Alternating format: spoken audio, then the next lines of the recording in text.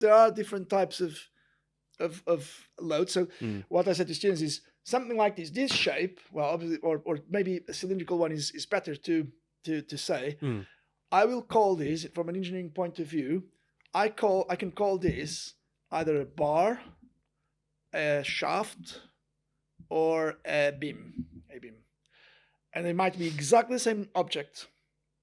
But when I'm saying bar, beam, or shaft, I'm basically saying that the loads and the function is different. So a bar operates in tension or compression. A beam operates in bending. This is bending. And the shaft transmits power and basically twists.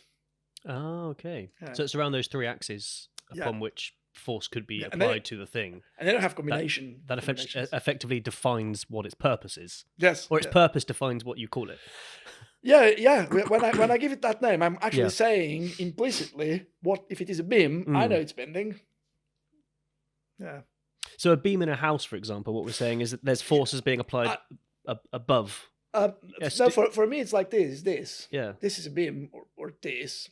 So if it is vertical, I call it probably a pillar. Yes. Or a column. Yeah. Because it's going to be compression. But I don't call it a beam. Like it could be exactly the same object. Yeah. But because the position and the way it is working is different, I give it a different name. Yeah, I get that. But what I think when I think of a beam in a house, I mean, you wouldn't put. I used to be a carpenter, so I used to build. Yeah. So for example, if you were putting a beam like a piece of say 6x2, you wouldn't put it flat like that because it would bend in the wrong way, but you'd put it upright like this because then the force being applied. Oh yeah, absolutely. So when you were saying a beam bends, this is what I'm getting confused. Well, so what you're talking about is because you don't want a beam to bend, do you? No, obviously not. So obviously I'm doing this because I'm strong enough for that. But if I do it like this, Yeah. you won't see anything. Yeah. And this is exactly the same object again, the different position. That's a good point, actually.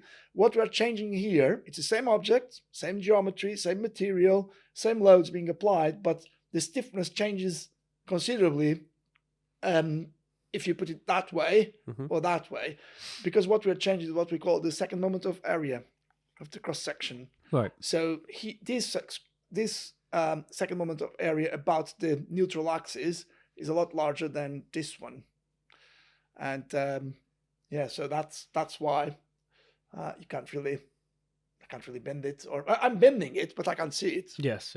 Yeah. It's just very, very small.